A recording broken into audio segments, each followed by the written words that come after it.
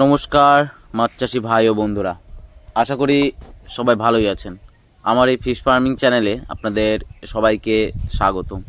সুপ্রিয় দর্শক, আজকে আমি আপনাদের দেখাবো যে ট্যাঙ্কে রেনু চাষ করে কি পরিমাণ বাচ্চা উৎপাদন করা সম্ভব। অনেক ভাই এবং দাদারা কমেন্টের মাধ্যমে আমাকে জানাচ্ছেন, অনেকে ফোনও করছেন যে দাদা আপনি কি রেনু কালচার করা ছেড়ে দিলেন। কারণ আমি রেনু চাষের ভিডিও অনেক দিন ধরেই আপলোড করি না, কারণ একই রকমের ভিডিও হয়ে যাচ্ছে বারবার, সেই কারণেই কিন্তু আমি ভিডিও বেশি আপলোড করি না। তাদেরকে জানানোর জন্য কিন্তু আসলে এই ভিডিওটা আজকে করা। ট্যাঙ্কে রেনু চাষ করা আমি ছাড়িনি বা এটা ছাড়বও না, কারণ ট্যাঙ্কের মতো রেনু চাষ করে আরাম পুকুরেও নেই। আর যারা আমার এখানে এসে ভিজিট করে গেছেন তারা অবশ্যই জানেন যে আমি কিন্তু পুকুরে শিং মাছের রেনু কালচার করি না, কারণ পুকুরের থেকে আমার ট্যাঙ্কেই কিন্তু সুবিধা বেশি। দেখুন আমি কি পরিমাণ বাচ্চা একটা ট্যাঙ্ক থেকে পাই।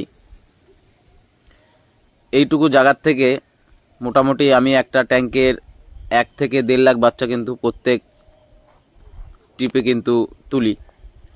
আর মোট সিজনে আমি 3 থেকে 4 বার কিন্তু বাচ্চা ট্যাঙ্ক থেকে তুলি, যেটা পুকুরে সম্ভব না, কারণ পুকুরে 1 থেকে 2 বারের বেশি করা যায় না। একবার করলেই বাচ্চা তোলা কিন্তু খুবই টাফ। জল শুকিয়েও সম্পূর্ণ বাচ্চা ধরা যায় না, অনেক বাচ্চা নষ্ট হওয়ার সম্ভাবনা থাকে, কিন্তু ট্যাঙ্কে কিন্তু সেটা হয় না।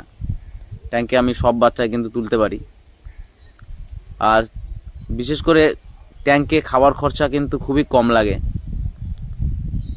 আমার একটা কালচার তুলতে, মানে রেনু কালচার তুলতে 25 থেকে 30 কেজির মতো পাউডার লাগে, যার দাম মাত্র 2 থেকে 3 হাজার টাকার মতো পড়ে। আর 35 থেকে 40 দিনের মধ্যে কিন্তু আমার রেনু কালচারটা হয়ে যায়। গোটা সিজনে মোটামুটি 3 থেকে 4 বার রেনু কালচারটা করা যায়। আর প্রত্যেক ট্রিপে 1 লাখের ওপরে কিন্তু বাচ্চা আমি পাই। তাই আমি তাদেরকে বলতে চাই যে রেনু কালচার ট্যাঙ্কে আমি ছাড়বো না, কারণ এর থেকে লাভবান কিছু চাষ নেই। অল্প কয়েকদিনে কিন্তু ভালো একটা অ্যামাউন্ট কিন্তু পাওয়া যায় রেনু কালচার করে।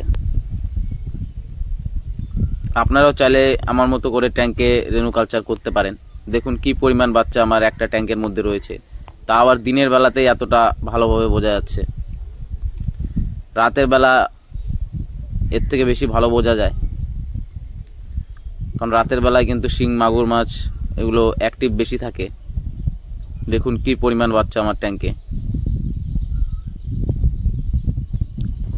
এই মাছের বয়স মোটামুটি 30 দিন পার হয়ে গেছে, আর কিছুদিন রাখবো, তারপরে কিন্তু এটা বিক্রি হয়ে যাবে। তারপরে আমি তুলে আবার কিন্তু এর মধ্যে রেনু দেব। দেখুন কি পরিমাণ বাচ্চা আমার ট্যাঙ্কে। এতে খরচা কিন্তু খুবই কম পড়ে এবং কোনো রকমের এয়ারেশন ফ্রেশন কিছুর ব্যাপার নেই। পুকুরে যেরকম রেনু ছাড়লে একটা পোকামাকড়ের ঝামেলা থাকে, আর পুকুরে রেনু অনেক সময় টেকে, অনেক সময় কিছু প্রবলেমের কারণে নষ্ট হয়ে যায়, কিন্তু ট্যাঙ্কে আসতে তো আমার কিন্তু একবারও রেনু নষ্ট হয়নি। আর একদম সিম্পলভাবে, কোনো রকমের কোনো ঝামেলা নেই, কোনো এক্সট্রা খাটনি নেই, একদম সাধারণভাবে কিন্তু রেনু কালচারটা আমি করি। কোনো রকমের কেঁচো বা আর্টিমিয়া এইসবের কোনো ঝামেলা নেই। 3 দিন ডিমের কুসুম চলে, তারপরের থেকে কিন্তু পাউডার ফিড চলে। কোনো রকমের এক্সট্রা বাড়তি যে খাটনি সেগুলো এখানে নেই, শুধুমাত্র একটু জল চালাতে হয়, কারণ পাউডার ফিডের ফলে জল কিছুটা নষ্ট হয়। সেই কারণেই প্রতিদিন অল্প স্বল্প করে কিছুটা করে জল দিতে হয়, তাও আবার ঝর্ণার আকারে। দেখুন কি পরিমাণ রেনু ট্যাঙ্কে গিজ গিজ করছে।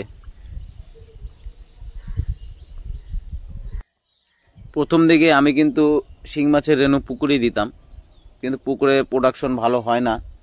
তারপরে নানান রকমের সমস্যা হয়, অনেক সময় রেনু নষ্ট হয়ে যায়। সেই কারণে আমি ট্যাঙ্কে রেনু কালচারের চেষ্টা করি। তারপরে দেখি যে না, ট্যাঙ্কে এই পুকুরের থেকে অনেক ভালো হয় এবং প্রচুর বাচ্চা পাওয়া যায়। তারপর থেকে কিন্তু আমি পুকুরে রেনু কালচার বন্ধ করে দিয়েছি। শিং মাছের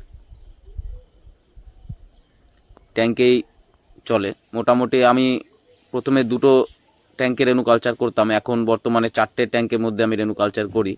আপনারা অনেকে জানেন যে আমার মোট 50,000 লিটারে 8টা ট্যাঙ্ক রয়েছে। তার মধ্যে 4টাতে আমি বড় মাছের কালচার করি আর 4টাতে রেনু কালচার করি। আপনারাও চাইলে আমার মতো করে রেনু কালচার করে নিজেদের চাহিদার পোনাটা নিজেরাই কিন্তু তৈরি করে নিতে পারেন। এবং অনেকে এটাকে প্রফেশনাল হিসাবেও নিতে পারেন, কারণ এখান থেকে পোনা তৈরি করে আপনারা পোনা বিক্রিও করতে পারবেন। প্রচুর পোনা কিন্তু উৎপাদন করা সম্ভব।